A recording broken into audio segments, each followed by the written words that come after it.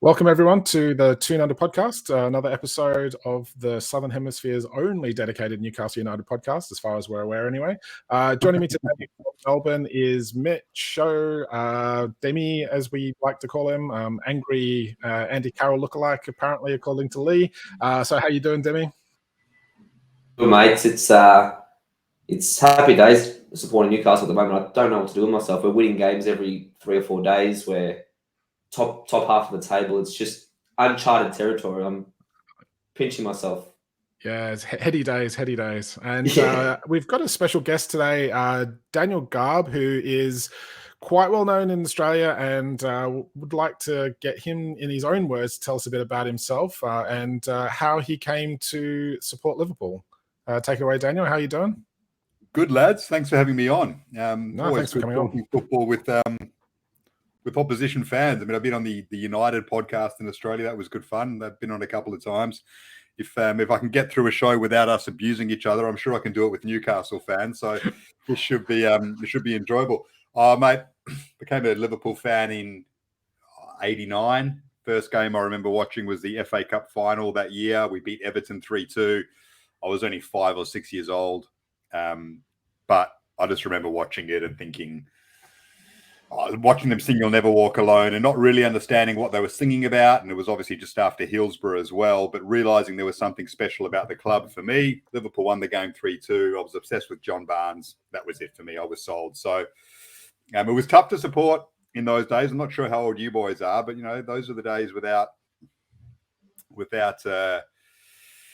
cable TV like we have now. And it was, obviously without the internet, it was tough to follow and get those results and the feedback that you do at the moment. And Liverpool were pretty average as well, but I stuck with them and I'm obviously reaping the rewards now. So yeah, they mean a lot to me, of course, and thoroughly enjoying the position we're in at the moment, going for the quadruple, obviously. And your boys are the next hurdle for us in terms of the league.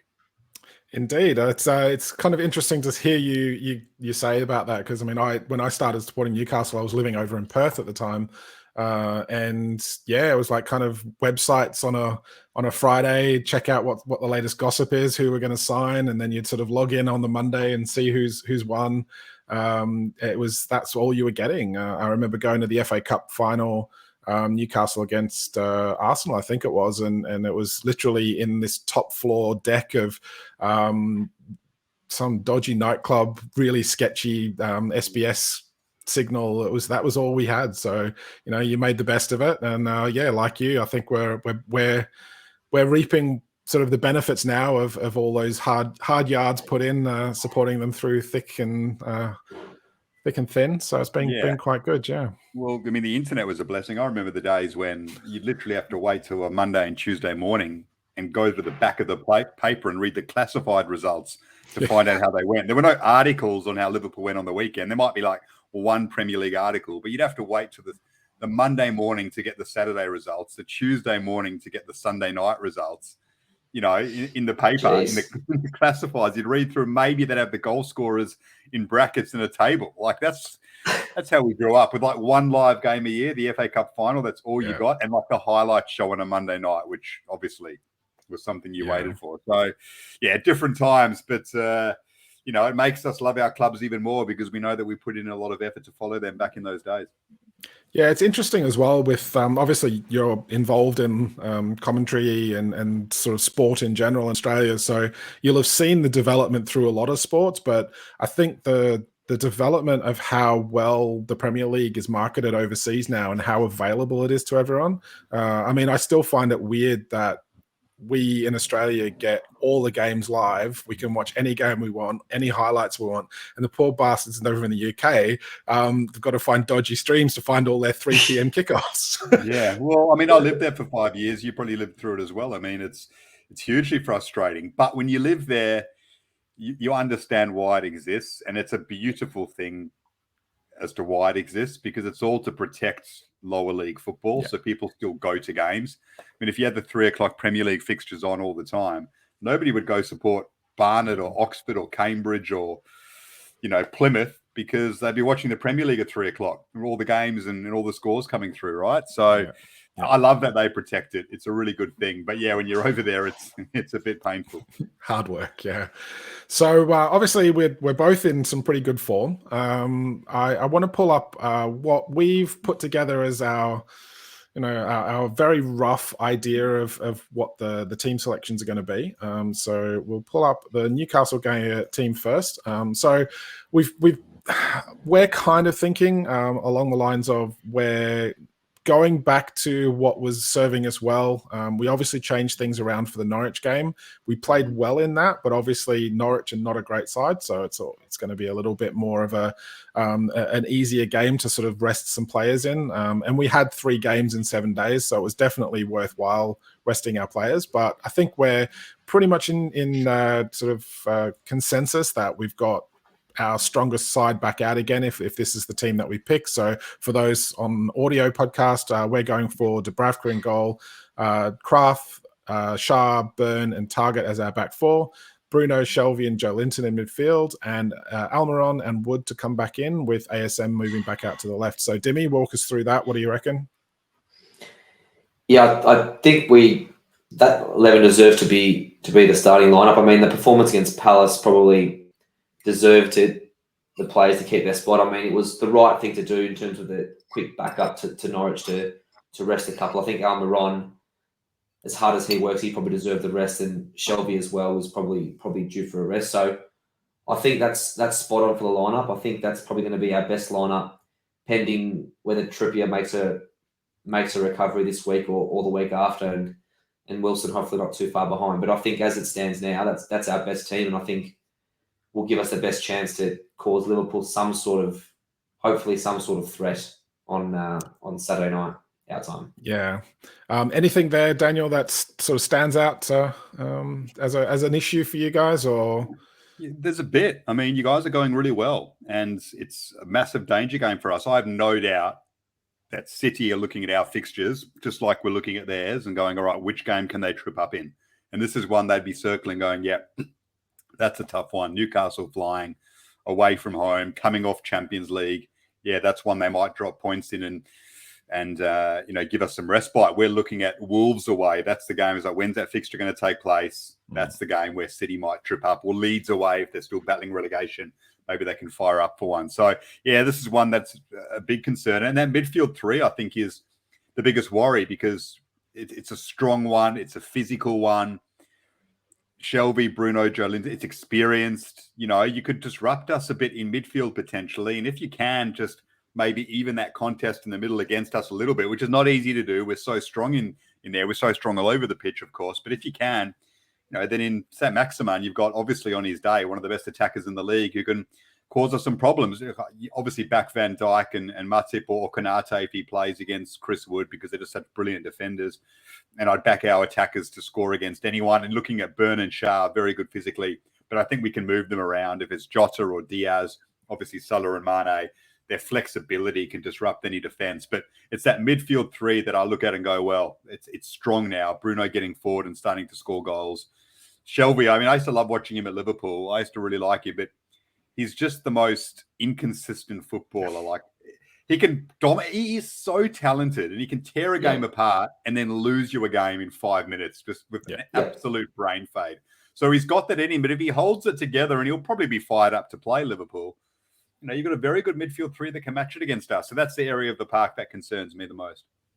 It's a good point with Shelvey because, sorry, Mark, I was just going to say, we read John Joe because on his day, you're right, he's got all the talent in the world to be a top-line England international midfielder. It's all the extra stuff mentally, his lack of discipline on the pitch.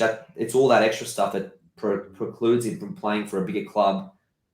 Ideally, we are a big club, but let's call a spade a spade. We haven't been any good for the last 20, 25 years. So Shelvey, that even though he was at Liverpool when you guys weren't at your top and you weren't challenging as such for the title, if I'm right, he's got that talent. When he was at Swansea, he was, I think, courted all over England, all over Europe. So he is a frustrating one. I think Mark, especially previously, and he can back me up, he has had his issues with Shelby in the past. I think we all have, but we do see there's a player in there, and hopefully he brings out his best against you guys.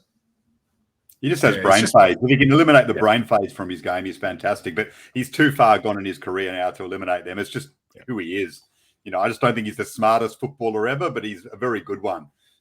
So you just have to accept him for what he is now. On his day, he's still dynamic. Yeah, it's, to be honest, since House came in and we've had that run of form, what would I think we've seen is that lazy player, that inconsistent player, the one that doesn't want to track back. He just wants to try, hopeful balls forward. He seems to be kind of like holding that in check, and he's trying and he's pushing and he's pressing players and he's tracking back and he's putting the effort in. It doesn't seem to be that same brain fade right at the moment. So he seems to be wanting to be involved in this new era of the club.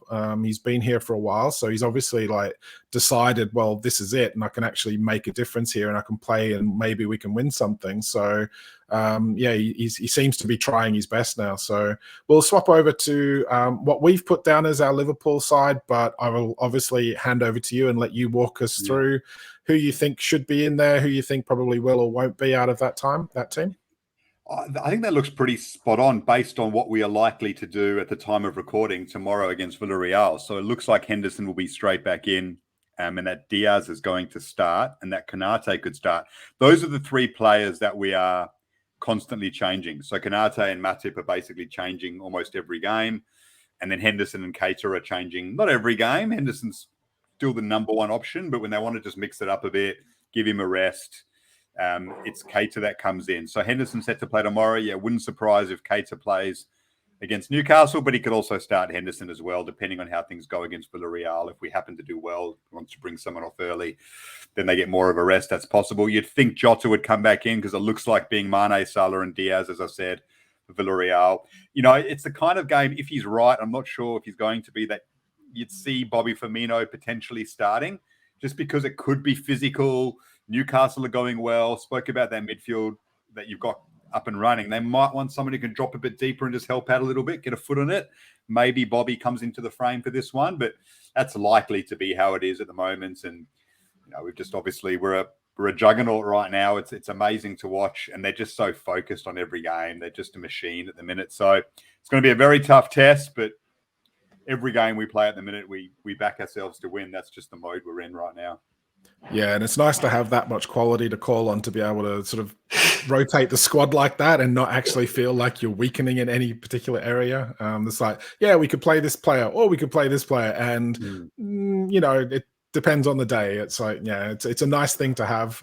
Hopefully at some point we're not relying on some of our bench players that we have at the moment. We can actually build a bit more of a squad. That was something that Mike Ashley didn't seem intent on because it cost more money. But I think you guys are seeing the benefit of having such a strong squad, as well as like some top-notch first team players as well. It just makes all the difference. Well, when your Saudi money kicks in, you probably will. Let's be honest, in the off season, you'll have those riches at your disposal. Which I'm keen to ask you guys about that later on. Actually, just keen to get your thoughts on it all. But that's how it's going to materialize. Yeah, the signing of Diaz has changed everything. It's been an unbelievable acquisition.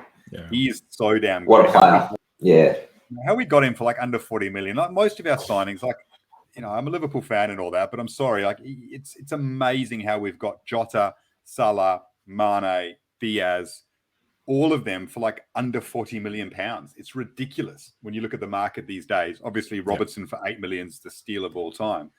But Diaz is like, you already look at him and you go, he's a 70, 80 million pound player. We got him for 40 house. Spurs had the inside running on him and we managed to nab it. And it's given everyone in the squad a lift, but it's allowed us to rotate so much. And then Jota, let's not forget how long he was out for, injured last season. Thiago's been injured on and off for the last 2 years, up until the last couple of months.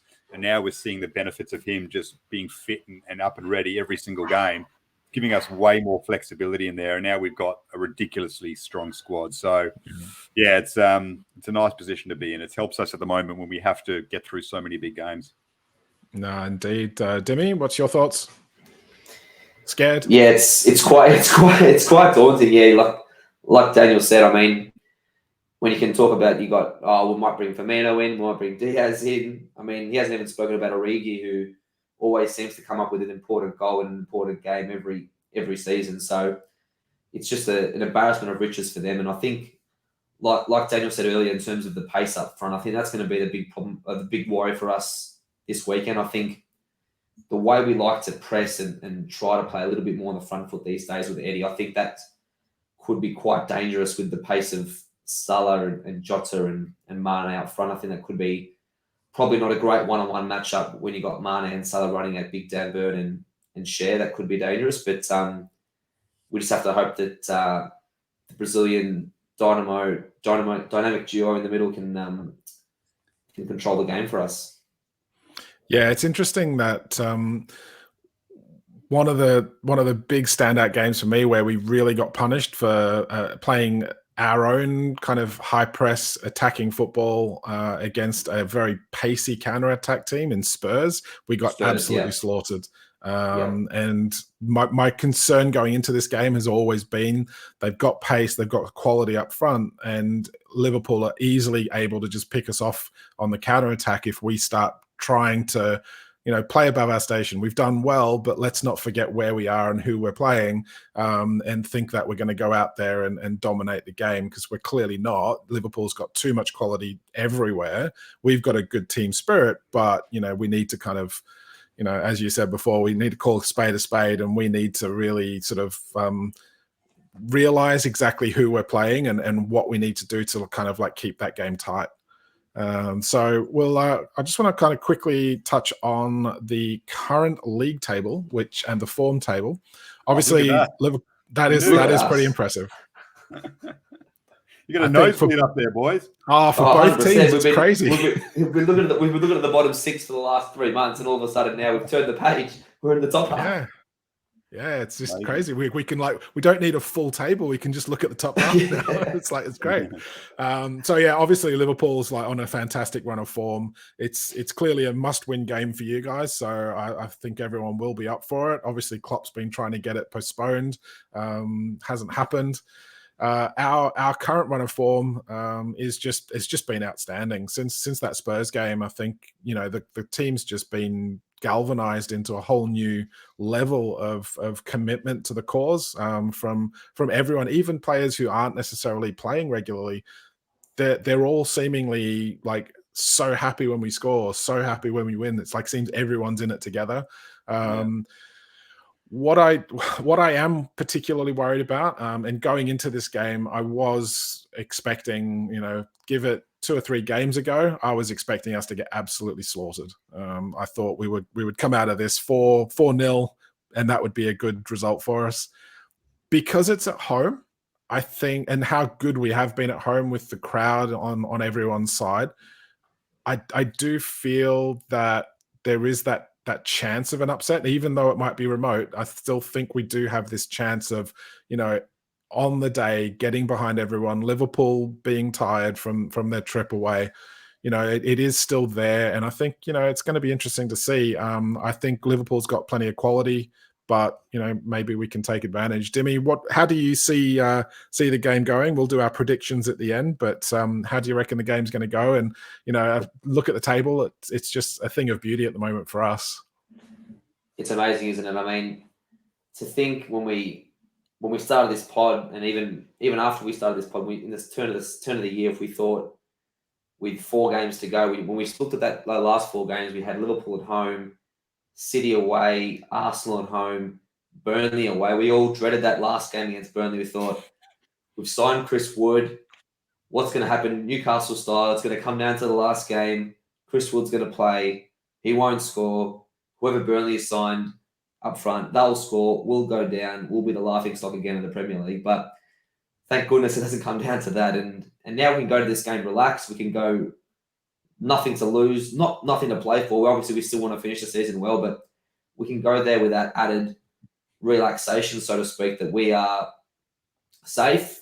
We're confident. We've won 6 in a row at home, which is unheard of ever since, I think the last time we did that was 03-04 under Bobby, which is sensational. So, I mean, Liverpool, like you said, they're coming off a Champions League trip where Villarreal are going to give you a game. They're going to give you a tough game. They've been fantastic, especially the last 2 ties. Villarreal have been superb, so it's not going to be an easy game for Liverpool. So no. there might be a chance, especially early, to maybe catch them off guard. I hope maybe there could be an early 15, 20-minute blitz. We can try and snatch a goal and then just completely park the bus and hold on. Let's see how that goes. I think he'll be better than that. It's going to be tough. Like, at this stage of the year, I actually look forward to playing mid-table teams because you think their motivation levels are going to drop if they're not going for Europa League or trying to avoid relegation, even though teams fighting relegation are usually easier to play against. If they've got that one game where they're maintaining the energy, it's tough. You think the mid-table teams, they're just waiting for the season to end. They can't go up. They can't go down. You want them, but this is a different feeling because you're on such a wave of momentum and you're in such a good ride. Your fans want to keep it going. They'll be going into this game. Eddie Howe will be saying to them, how good if we can cap off this run by knocking off Liverpool, by affecting the title race.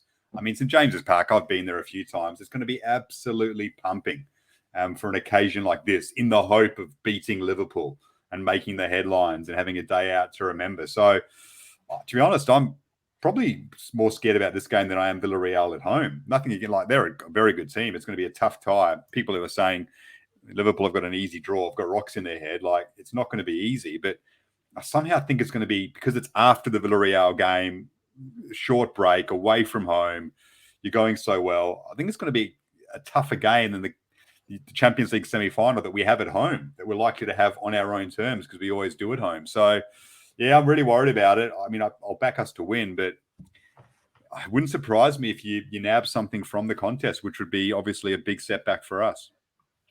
Yeah, it's so tight at the top there as well. So I don't think either yourselves or City can really afford to drop any points anywhere, really. Even a draw here and there is not going to do anyone any favors. So so finally, I want to address the elephant in the room of the refereeing choice of this game.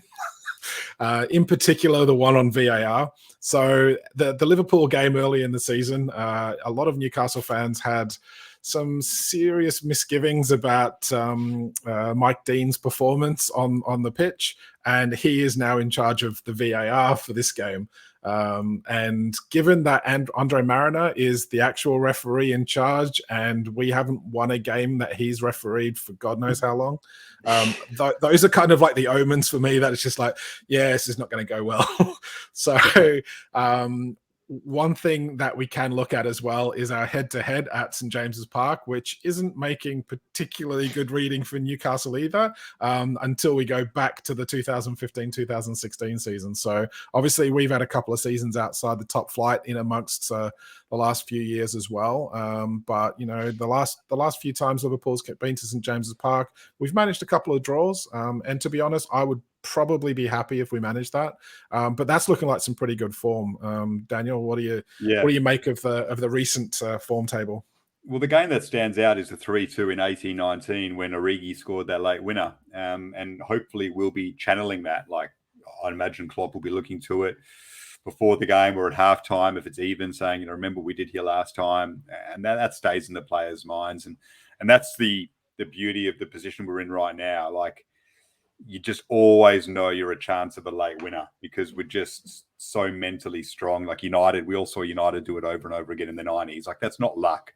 It's belief. Like, they know they're going to create another couple of chances late and they're a good chance to take one. That's what we have in games. So it could well be tight. I mean, hopefully we're 2-0 up inside 30 minutes and we're feeling good, but there's a good chance that won't happen. And we might need a bit of late magic again, like Origi provided in that game. Maybe he has to come off the bench to do it once more. I wouldn't surprise if that's the case. So, yeah, I'm looking at a fixture like that as potentially a form line lead up to this one. That's fair enough. What about yourself, Dimi? Yeah, like Garby said, I think that was, again, Liverpool going for the title. We didn't have much to play for. We were on a good run. It was I think from memory, a Shaqiri free kick into an Origi header in the 88th or 89th minute. It was a shattered blow for us because I thought we fought really hard that game and we thought we're going to shape the title race here. But I think when Liverpool come up to St James's Park, historically Newcastle Liverpool's always been obviously back in the Keegan days, always a great game and a decent little rivalry between the Geordies and the Scousers. So I think we're going to give them a game, and I think there's form there, especially as we said before, our home form is so good at the moment that we're we're almost growing an extra 5-10% when we step out on the pitch. We're not scared anymore of the fans or the crowd. We're sort of that atmosphere that War Flags create with the tifos behind the goal and just the atmosphere at the ground now. I think it gives our players that extra bit of belief and push that sometimes you need when you're not as good technically and not as good in terms of depth of squad and quality. It gives you that extra bit of belief and push, 12th man, as they say, to rattle some feathers. So hopefully we can see a similar game to 18-19, but a slightly different result. Yeah, I mean, it's my favourite ground that I went to in the UK outside of Anfield. I mean, it was tough because it's a long trip from London, but it's the ground I used to enjoy going to the most because it's one of the few stadiums that are like right in the middle of the city. You didn't have to get like another taxi from the train station. You just go straight there.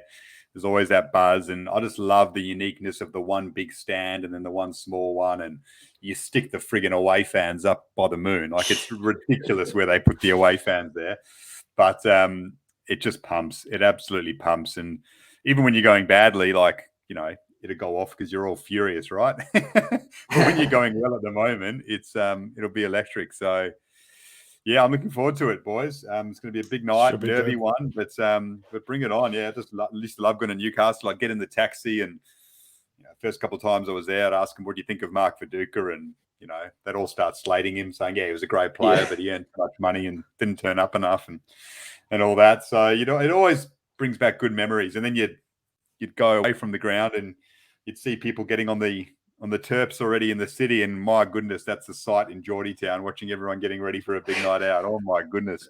You'd see a daughter with her mother and a grandmother all out together. Like, no way. It's loose. It is loose. In the middle of winter with their spaghetti string tops on. Oh yeah, like the grandmother wearing the same kind of skirt as her granddaughter. Like, no dramas there. Yeah, love it. Just unique and fun, and there's always a buzz around that place when there's a big game. Yeah, it's an early kickoff. So we've actually got there's a few meetups around Australia happening. I think the Pig and Whistle, we've got about 30 or 35 people or so signed up to come along to watch the game. From the Newcastle fans, I assume there's going to be plenty of Liverpool fans there, so it should be a good atmosphere. 9:30 kickoff in Eastern States, so that should be good. And I think Melbourne and Sydney have both got their own meetups as well. Yeah, the Liverpool Supporters Club will be pumping. It's hard at the moment because we've got so many big games. It's like, as a fan, you sort of got to pick it. Like for you guys, I'd imagine you'd circle this one and you go, yeah, that's the game I'm going out to the Supporters Club for. Yeah. Whereas for us, we've got an FA Cup final coming up. It's like we could have a Champions League final coming up. We could have the last game of the league season, that we want to go. And some people can go every game, but others, you got to pick your late nights and your Saturday night away from the missus and all that. So it's a bit trickier for us. Whereas for you guys, I can understand this is one that is like, we've got to go to that one to watch with the Supporters Club. Yeah, the early kickoffs are always a good thing. Yeah, 9:30 kickoff is fantastic. So it's you can do both. I've sort of planned the night. I hope my missus doesn't listen to this afterwards, but I've sort of planned the night. We're going for dinner at 7, and I said, look, dinner's at 7, but if we hang around to the city a bit after dinner, we'll just pop by and watch the Geordies play at 9:30. How about that? She's okay, good. Well, yeah. So it's a perfect time, and like we said, it's hopefully for both of us, it's a good game. But I think there's going to be a lot more nerves from your perspective, Garby, because like you can see the table. I think any drop points from between now and the end of the season is probably going to be curtains for either of you. I mean, we do play both Liverpool and City in back-to-back games, so we have the potential to shape it. But I can't see us getting anything at Manchester City. But you never know. But it is. So it's almost like that season a couple of years ago where you both finished on, was it 90 something points, and it was just no one was dropping any points. So it's one of those games that hopefully it lives up to its billing. Yeah, well, I mean, if we manage to knock you off, then hopefully you got the fire to shape the title race when you take on City. That'd be great for us. Yeah. Can I ask you guys, I'm keen to know, like I mentioned it before, like how do you feel about what's happening at Newcastle? I'd love to know your thoughts. Do you have reservations about who your new owners are? Are you just happy to have money in the club and look forward to getting back up there? How quickly do you think you'll be able to be a potential title contender? I'd love to know what you guys think about that stuff. I'll let Dimi answer that one first. I've got some thoughts on that. So, honestly speaking, anyone post Ashley was going to get all my support. It was such a rough ride supporting Newcastle under Ashley. I mean, it was having to go through 2 relegations in the last 12 or so seasons is disgraceful, really, for a club like us. So that was anyone to come and buy the club after Ashley was going to get our support.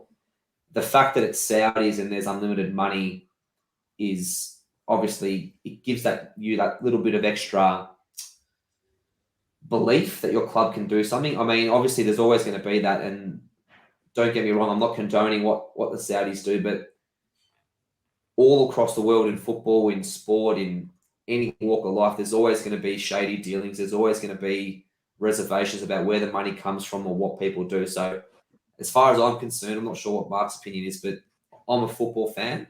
I don't get involved in the political side of it.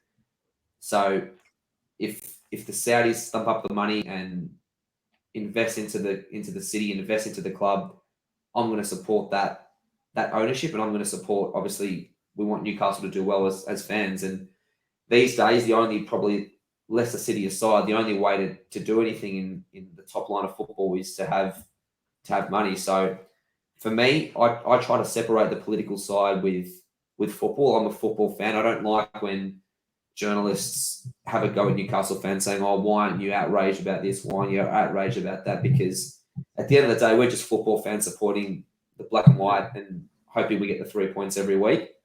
So for me, it's a separation for me that I can make in my mind and not feel guilty as such that what the Saudis' history is and they're investing in our club. In terms of how long I think it'll take us to get up there, that's probably an FFP question. Let's see how long that lasts. And I think there's been a little bit of relaxation recently about those rules, so that might favour us as well. It'll probably take us. I mean, Man City didn't, in terms of when they got taken over, the next season they didn't win the title. It took them 2 or 3 seasons to build a squad. So I think it'll be similar for us. Probably 3 to 5 seasons, I would say, it'll take for us to build a challenging squad. But I think if you're saying top 6, top 8, I think we can get there in the next year or two, because that seems like a revolving door. West Ham have come up there now. Tottenham and Arsenal are doing well this season, but they've been inconsistent. So I think top 6, 8 is definitely achievable next year and the year after. But in terms of challenging you and Liverpool and Man City, I think that's going to take probably 3 to 5 years at least to build a squad depth and something that's capable of competing week in, week out. Yeah, I kind of it was interesting. We had Adam Peacock on the podcast, and one of his thoughts I do resonate with me.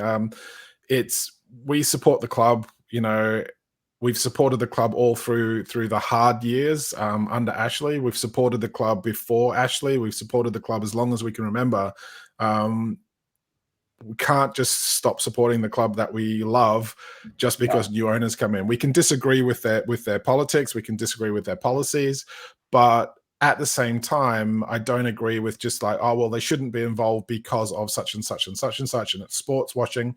It may be, but you have to give them a chance to change as well. You can't just go, yes, well, you know, this is what you are, and you're not allowed to get involved because of that. Now, yes, we may debate all day. I think it's definitely worth Newcastle fans knowing and understanding more about the regime in Saudi Arabia and what they do represent. But in terms of support being any kind of effect on supporting Newcastle United as a fan, I just don't see that as a major thing for me. You can separate the two. The owners do not dictate who supports the club. But the one thing to note as well is we have Amanda Staveley and the Reuben brothers, who have also bought into the club, and they're the ones that are kind of running the day-to-day sort of parts of the club, and they just seem to be loving every minute of it. They're out on the pitch having a kickabout after the game. They're in the team rooms having like the photos of celebration after we get a win. They just seem to be genuinely enjoying it, and so from that point of view, I think we can kind of enjoy having those owners in charge while still having like a moral conscience that is separated from that.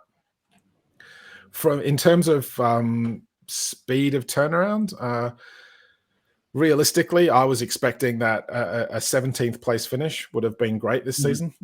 So to be up in 9th spot at the moment, we're playing well. We seem to have found players who want to play again.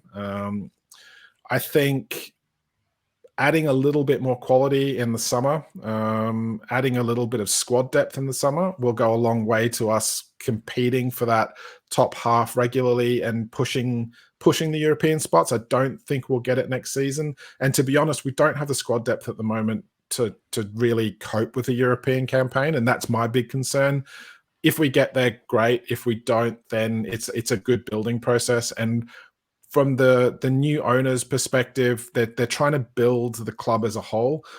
They're pushing the women's football, women's Newcastle team. They're playing their first ever game at St James's Park tonight, I think it is. Nice. So it's a huge step forward in that. They're looking to recruit a lot of academy players so that they can build for the future. They're looking to improve the training ground so that they have better facilities for the players. So they're looking to expand St James's Park up to about 60,000 capacity so that they've got more people able to get into the ground. So they're looking at putting all of this sort of stuff in place as well. And I think until that's in place, there's no point throwing money at it because you're not going to have the infrastructure to keep it sustainable. Sure. But I'd say probably 2 seasons, and I think we'll be competing for top 6 maybe.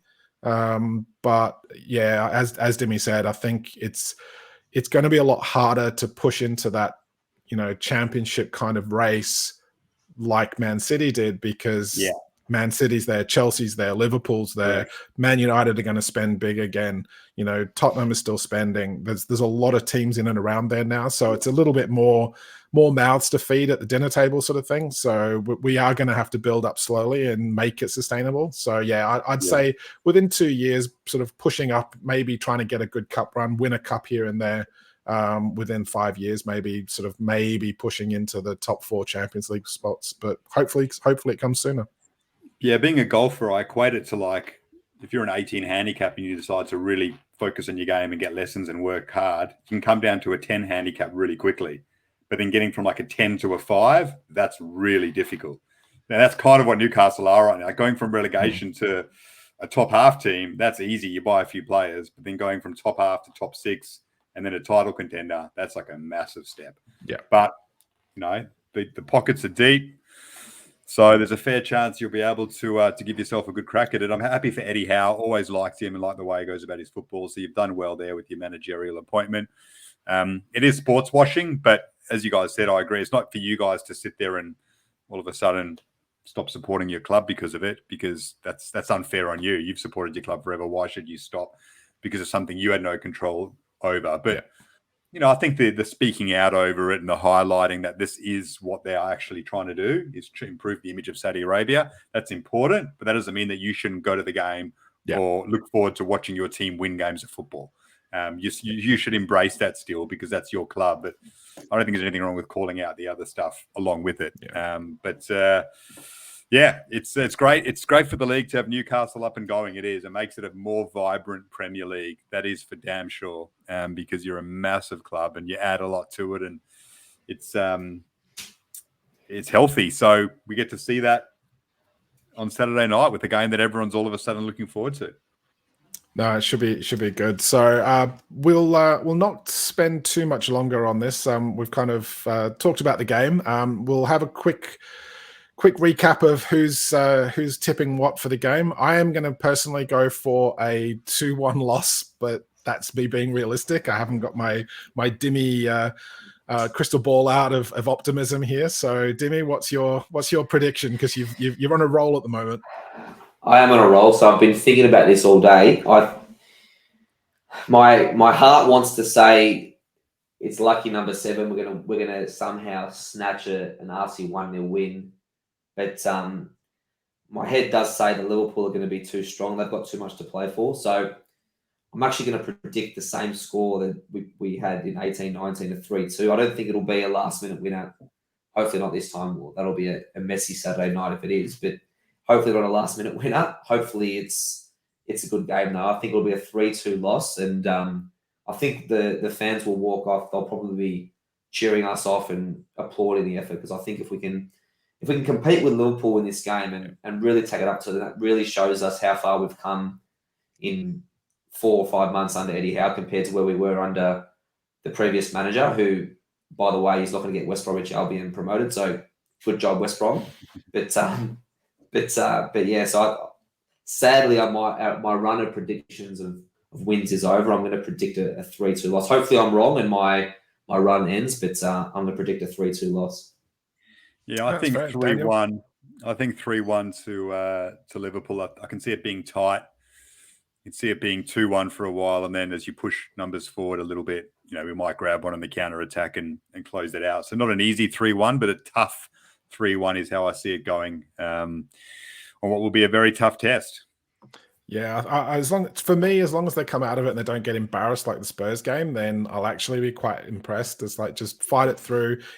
Realistically, it's not going to affect us staying up. It's not going to affect the rest of our season. I think just give a good account of themselves and see how they go, and then move on and onwards and upwards. Looking forward to next season. So we probably don't have much time to go through much else. I'm going to give Dimi a chance to ask some questions if he wants to ask some questions. I know he's dying to have a chat to you. We'd love to probably have you back on, and if you're up for it, and maybe go through some local sport. And Obviously, I know you were calling the game for Buddy's 1,000th goal for the AFL for the Aussie Rules football. So that must have been a huge event for you to be able to commentate on that game. But Dimi, I'll let you take it away and ask some questions. Yeah, so just 2 real pressing ones for me that I've wanted to ask. It's obviously not short answers, but my first one would be, where do you see the A-League at the moment? I mean, for full disclosure, I'm an avid Melbourne Victory supporter. Go week in, week out, travel away, passionate. And obviously our club's doing very well this year. We've got a massive supporter base, but I'm quite concerned with the overall production of the league, the lack of interest, the lack of support. Paramount Plus has been hit and miss. The coverage hasn't been great. So I'm just wondering your thoughts of where do you think the league is at, and how much trouble do you think we as a code in Australia are in at the moment in terms of getting the A-League to a decent level? The league's in a tough spot. There's no doubting that. I mean, COVID's had an impact, of course, but I think, unfortunately, the new TV deal, people haven't jumped on as much. And you got one game that's on free to air every week, which is great and exposed to a lot of eyeballs. But, people have run into subscription fatigue in life in general. So signing up for another streamer just didn't grab, unfortunately, enough viewers, and that's affected things. And then you have COVID on top of that and fixture disruptions. And a lot of people just became very dismissive of the A-League very quickly. And I saw it recently. There was a kid I went to school with. I'm going to school with him, sorry. He went to my school. He's a lot younger than me, who debuted for the Perth Glory a couple of weeks ago. And I messaged some mates, and everyone was messaging around from my school, old school friends, saying this kid's starting for the Glory, making his debut.